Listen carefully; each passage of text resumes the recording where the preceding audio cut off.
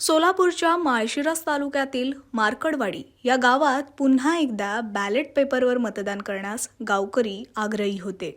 आज सकाळीच मतपत्रिकेवर मतदान करण्यास गावकरी जमायला सुरुवातही झालेली, मात्र ही मतदान प्रक्रिया आता थांबवण्यात आली आहे। या गावात आधीच जिल्हा प्रशासनानं जमावबंदीचा आदेश लागू केलाय। राष्ट्रवादीचे विद्यमान आमदार उत्तम जानकर मार्कडवाडी गावात पोहोचले असून पोलिसांमुळे इतर गावकरी आलेच नाहीत असा आरोप जानकरांनी केलाय। तर भाजपचे राम सातपुते यांना या गावातून लीड गेलेलंच नाही अशी प्रतिक्रिया ग्रामस्थांनी यापूर्वीच दिली होती। ईव्हीएम मशीनमध्ये घोटाळा आहे आणि त्यामुळे आम्ही प्रसारमाध्यमांसमोर स्वखर्चानं बॅलेट पेपरवर मतदान करू असं गावकऱ्यांचं म्हणणं होतं। आम्ही सर्व गाववाले तरी सुद्धा सगळे विचार करून मतदान करणार आहे असं सगळ्यांचं मत आतापर्यंत आहे। पुढे राहून आम्ही प्रशासनाला कोणताही त्रास होणार नाही याची काळजी घेऊन आम्ही आमची प्रक्रिया पुढे चालू ठेवणार आहे। मतदान तुम्ही करणारच आहे? हो, आम्हाला पोलीस प्रशासनानं नोटीस दिलेला आहे, तरी बी आम्ही काही झालं तरी मतदान हे करणारच आणि मार्कडवाडीत मतदान होणार। जे काय खरं आहे खोटं आहे ते गाव बघायला तयार आहे आणि गावाचं सगळ्या म्हणणं आहे की मतदान करायचं। काय पोलिसांनी किंवा प्रशासनाने आम्हाला सहकार्य करावं, आम्ही दुसरं काय म्हणजे दुसरं काय होणार नाही।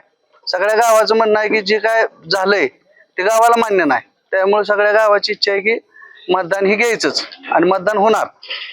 विधानसभा निवडणुकीदरम्यान मार्कडवाडी गावामधून भाजपचे उमेदवार राम सातपुते यांना लीड मिळाली।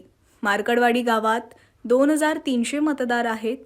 ग्रामस्थांचं म्हणणं आहे की जवळपास 1500 मतदान हे राष्ट्रवादीच्या उत्तम जानकर यांना देण्यात आलंय।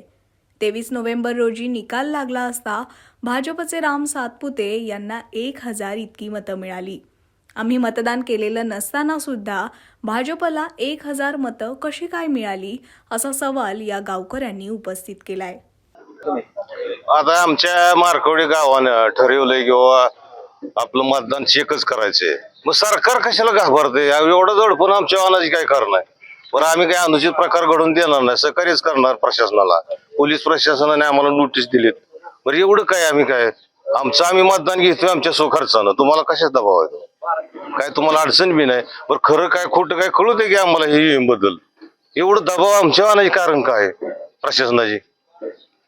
आणि आम्ही घेतोय ना मतदान, आम्ही काय असं काय त्यांच्यावर हस्ती करणार नाही, कायदा सुव्यवस्था ढासळं असं काम करणार नाही। आम्ही पोलीस DYSP प्रांतनी आमच्यावर प्रेशर आणलाय, म्हणजे आमच्या हे जे ग्रामपंचायतीचा हक्क आहे ती हिरावून घ्यायचा प्रयत्न चालू आहे प्रशासनाकडं, प्रांत ऑफिसकडं, कलेक्टर ऑफिसकडं। बरं, आम्ही कोणाला काय बोललोय का वाकडं तिकडं? आमचं चाललंय ना, आमचं बघू दे, चेक करू दे की खरं काय खोटं काय। तुमचं हिम खरं असेल तर खरं असेल, आमचे निघालं मतदान चुकीचं असू दे, चुकीचं होऊ दे, त्याला काय अडचण आहे।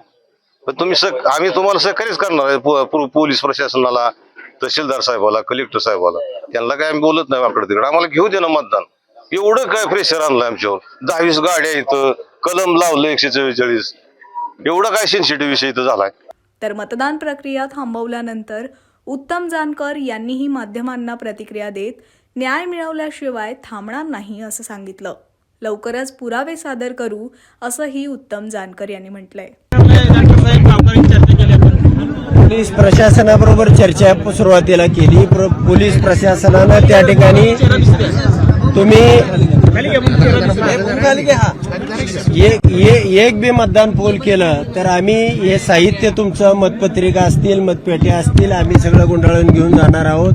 तुमच्यावर सगळ्यावरती आम्ही गुन्हे दाखल करणार आहोत। आम्ही अगोदर 44 कलम पुकारलेला आहे। आता या प्रशासनाच्या भूमिके संबंधी सगळ्या गावकऱ्यांशी या ठिकाणी चर्चा करण्यात आली। गावकऱ्यांचं म्हणणं असं आहे की जर मतदानच करू देत नसतील ते आपण पेट्या धरून ठेवणार आणि ते हिसकावून घेतील, यामध्ये गोंधळ उडेल आणि त्याचे झटापट होईल आणि झटापटीमध्ये लोक निघून जातील। जी मतदानाची प्रक्रिया आहे, किमान 1500 मतदान तरी पोल होण्याशिवाय या ठिकाणचा रिझल्ट येऊ शकत नाही आणि ते 1500 मतदान या ठिकाणी मला होणार होतं, परंतु प्रशासनाच्या या भूमिकेमुळं या ठिकाणी मतदानच करू द्यायचं नाही आणि साहित्य घेऊन जायचं हा पोलिसांनी इथं सगळा केलेला प्लॅन आहे।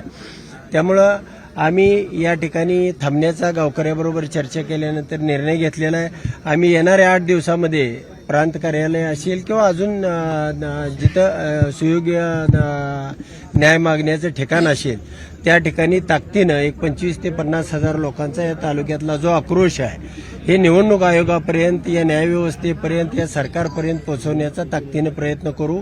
आणि यामध्ये मात्र न्याय मिळाल्याशिवाय हा उत्तमराव जानकर थांबणार नाही, एवढंच मीडियाच्या माध्यमातून तुम्हाला सांगतो. या ठिकाणी जो विरोध केला, जी जाणीवपूर्वक या ठिकाणी मतदानाची पडताळणी करू दिली नाही, अशीच ह्याच गावात नाही, मी 10 गावामध्ये जरी अशा पद्धतीनं आपण बूथ लावले आणि साधी प्रक्रिया आहे, सोपी प्रक्रिया आहे, गाव स्वखर्चानं करतंय. त्याच्यामध्ये काय कोणाला शासनाचा खर्च आहे, कुठं पोलीस प्रशासन आम्ही मागतोय, बंदोबस्त मागतोय, असं काहीही नव्हतं. परंतु प्रशासनाने या ठिकाणी अडवणूक केलेली आहे. निश्चितपणानं न्याय हा कोणत्याही परिस्थितीत उत्तमराव जानकर न्याय मिळवल्याशिवाय राहणार नाही. तुम्ही मोठ्या प्रमाणात आरोप करता की अशा प्रकारे मतं ट्रान्सफर झाले, काय पुरावे आहेत जानकरांकडे? ते मी तुम्हाला एक 15 ते 20 दिवसानंतर 100% दाखवणार आहे आणि ते लाईव्ह पद्धतीनं दाखवले जातील. प्रशासनानं उलट आमच्यावर दबाव आणून गावात पोलिसांचा फौजफाटा तैनात केला असं गावकऱ्यांनी म्हटलं. आम्ही प्रशासनाला सहकार्य करत आहोत, कायदा आणि सुव्यवस्था बिघडेल अशी कृती करणार नाही असं सांगितलेलं असतानाही प्रशासन आमच्यावर दबाव आणून आम्हाला नोटीस पाठवत आहेत अशी संतप्त प्रतिक्रिया ग्रामस्थांनी दिली. त्याबद्दल त्या लोकांना ते माहित नाहीये आणि त्या लोक अनभिज्ञ नाहीत त्या बाबतीत की या कायद्यानुसार काय कारवाई होईल. तर ते आपण त्या लोकांना सांगत आहोत की कारवाई आम्ही करणार आहोत. बूथ लावलेले आहेत, मतदान होणार का? कारण त्यांचं म्हणणं की आता ह्याला परवानगी आहे की नाही, काय नेमकं आहे सगळ्या याच्यामध्ये? हे सर्व आहे ते इलिगल आहे, याला कोणताही आधार नाहीये आणि आम्ही फक्त कायद्याने अभिप्रेत आहे ते कायद्याची अंमलबजावणी आमचं ठरलं करतोय, ते आम्ही करतोय. काय किती कारवाई काय होऊ शकते? फोर्स मागवला गेलेला आहे बंदोबस्त आम्ही लावलेला आहे आणि कारवाई काय होऊ शकते? सुरू झाला तर काय ऍक्शन असणार आहे पुढची? आम्ही फक्त लोकांना कायद्यानं आम्ही जे करणार आहोत त्याच्याबद्दल आम्ही फक्त माहिती देत आहोत. आता या कायद्याचं उल्लंघन होताना दिसून येते का तुम्हाला प्रत्यक्षात? जा तुम्ही. त्याच्यावर आम्ही गुन्हे दाखल करणार आहोत. आता हे जे काही मंडप वगैरे मांडलाय तो उकडून काढला जाईल का? नाही तसं काही होणार नाही. आम्ही कोणत्याही पद्धतीने अजिबात तसली कोणतीही कृती आमच्याकडे होणार नाही. फक्त गुन्हे दडपशाही करण्याचा आरोप आहे तो तुमच्यावरती होते प्रशासनावर. आम्ही कोणतीही दडपशाही करत नाही. आम्ही जे BNS 163 प्रमाणे जे कलम लावण्यात आलेलं आहे, जमावबंदी जे कलम लावण्यात आलेलं आहे, ते फक्त आम्ही ह्या लोकांना सांगतोय. त्याबद्दल त्या लोकांना त्याचा अवेअरनेस नाही, एवढंच आम्ही हे करतोय आणि आपण पण त्या लोकांना तेच सांगावं. गावकऱ्यांच्या येताना गाड्या इथे तपासल्या जातात, नाव लिहून घेऊनच त्यांना पुढे सोडलं जाते. त्याच्यावर कारण 163 सुरू आहे ना, त्यामुळे आपण पाहताय की 163 कलम सुरू असताना सुद्धा अजून पण लोक इथं आलेले काय ऍक्शन काय घेतली जाणार? या सर्वांची माहिती संकलित करून त्यांच्यावर गुन्हा दाखल करण्यात येणार आहे.